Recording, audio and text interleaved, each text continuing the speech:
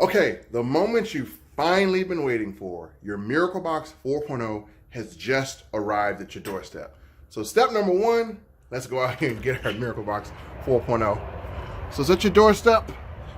It's gonna come FedEx probably. And once you unpackage it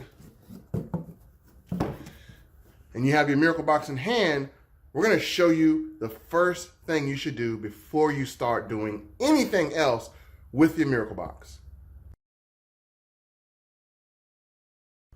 Okay, folks, the first thing you should do once you receive your Miraclebox is open it up and take out all the pieces. If you order the Miraclebox by itself, it should contain 4 physical pieces. Let's go over these pieces individually to make sure you have them. Piece number 1 would be an HDMI cord. Piece number 2 would be your power cord. Piece number 3 would be your standard remote.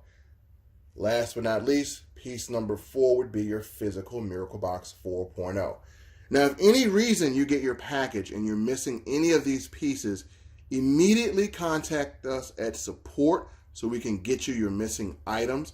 More than likely, you won't be missing any pieces, but in the event that you are, because we're not in a perfect world, please contact us immediately. And any accessories that you order on top of this, make sure you have those as well. What's not shown here is a reference guide. You will get a reference guide that will direct you to our website to show you how to use the Miraclebox and the many different resources. The reason why we're not given a full manual is because we constantly add things to the Miraclebox, and we want to make sure we have a way to update it. We can't update a physical book, but we can update an instructional website, and that's where you're going to get all of your training and tutorial videos. So folks, remember, if you're missing any piece, contact us at miracleboxhelp.com. Now, after you have identified that you have all of the pieces that come with your Miraclebox, it's now time to examine the Miraclebox and take a closer look at it before hooking it up to any TV.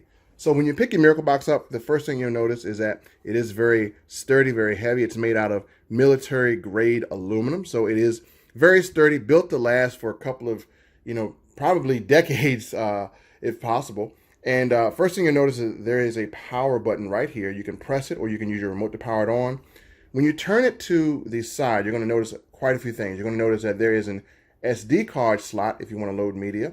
There's also 2 USB slots as well. There's also a factory reset pin. You may not ever have to use that because we have it in here electronically, but it's there just in case.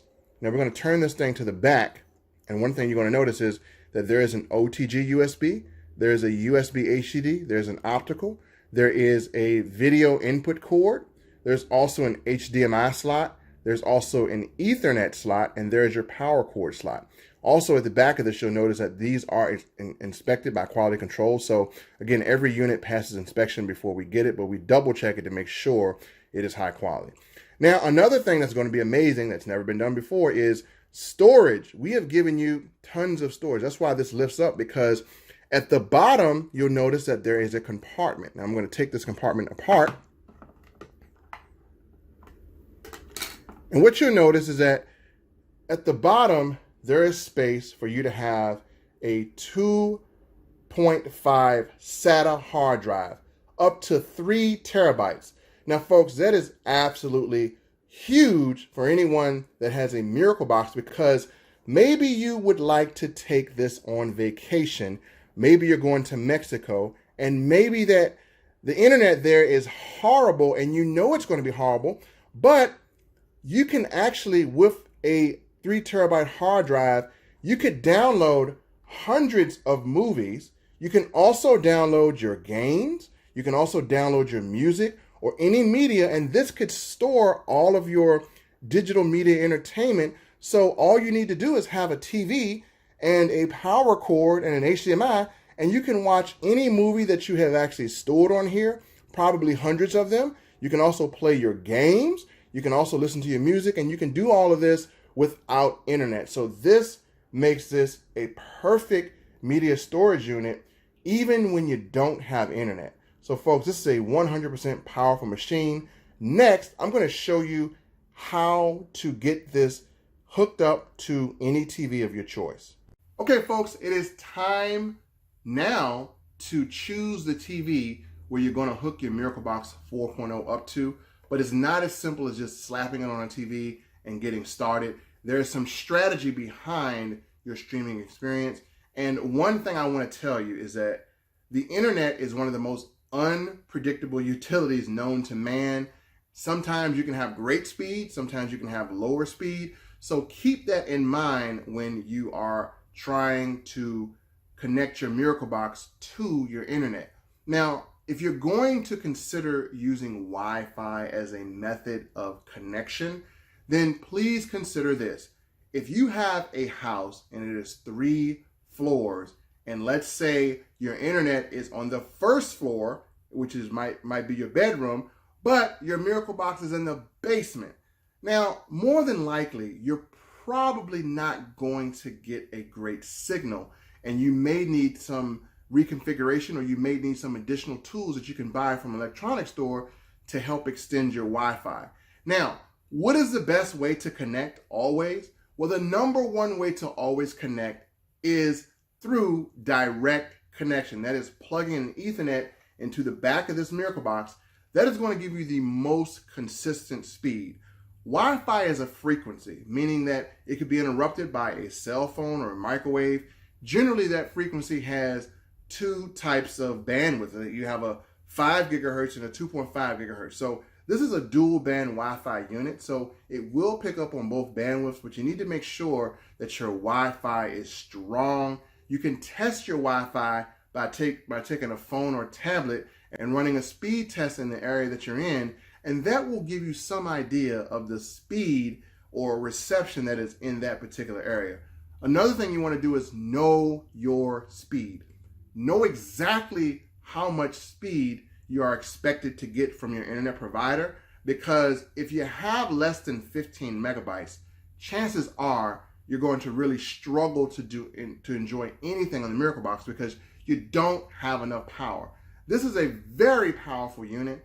Although I say 15 megabytes is a bare minimum, if you really want to open this unit up and really want to enjoy, faster downloads, probably, higher definition movies, I would definitely say it would be in your best interest to increase it to at least 50 megabytes or higher. If you don't have that, you can still enjoy the Miraclebox, but keep in mind there will be some limitations on the type of quality you can get if you don't have enough speed.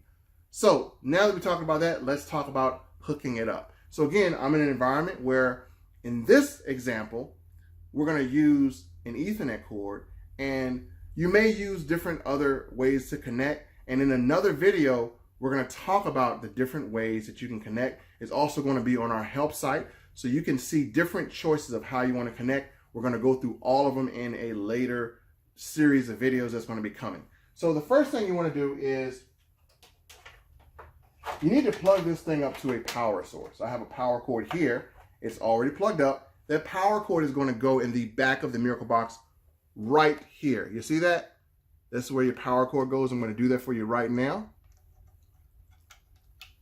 Now, if your unit turns red, that means you have power. If it doesn't turn red, either you don't have power or something is seriously wrong with your Miraclebox.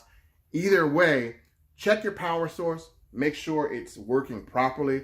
Plug something else into your power source. Make sure that powers up. And if you determine that the Miraclebox is not powering up, please send us a ticket of support. Let us know. Every unit does have a 2-year warranty, but we will back it up. Now, the second thing is you need to determine which HDMI port you're going to use. Most TVs come with 2, 3, sometimes 4. And remembering which port your Miraclebox is on is going to be helpful. So if you're going to plug it into HDMI port number 1, then make sure you are switching to input 1.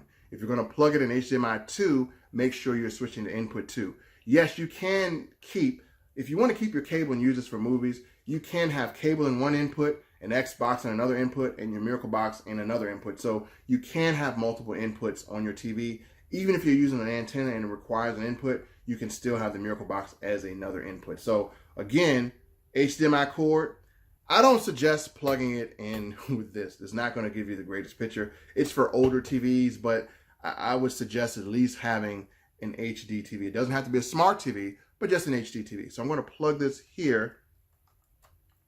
Now I got my HDMI, I'm on my port.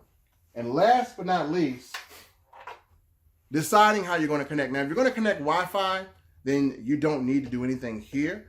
We'll power on the unit and then we'll go through the connection options.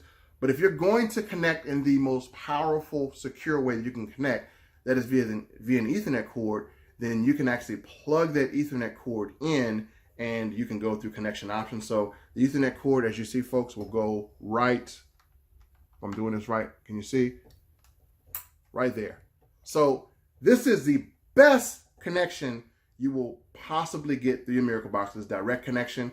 But again, if you have good Wi-Fi, then this won't make a difference. In my particular situation, I have over 300 megabytes of Wi-Fi. I've upgraded my speed, so I can definitely have this in another area of the house if I wanted to, and I've taken precautions to make sure I've spread out my speed as wide as possible. So folks, these are options you can use to connect. And so if you're on our support site, below will be the 3 ways you can connect. We're going to walk you through each one of them. But again, if you're watching this from YouTube, make sure to go to our site and see more ways to connect. But this is how to get this at least connected to your television so you can actually go from there.